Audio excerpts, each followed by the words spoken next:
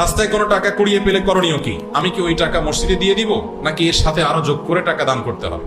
আমাদের দেশে অনেক মাসআলা আগের যুগের মুরব্বীরা বানাইছে, সৎ উদ্দেশ্যে অসৎ কাজ করছেন, সৎ উদ্দেশ্যে অসৎ কাজ করছেন, নেক উদ্দেশ্যে জাল হাদিস বানাইছে।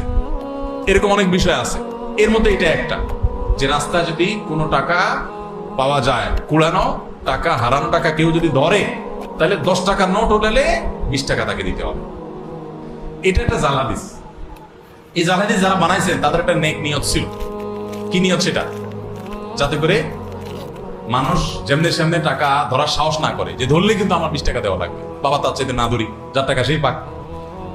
এরকম বহু নেক উদ্দেশ্যে জাল হাদিস বানাইছে। যেমন রাতে যে আমাদের খাবারের প্লেট, এটা খায়া পানি, ধোয়া পানি, আগে গ্রামের আমরা মাটির ঘরে, টিনের ঘরে থাকতাম, তো এটা বাহিরে ফেলানো যাবে না রাত্রে, তাইলে ক্ষতি হবে।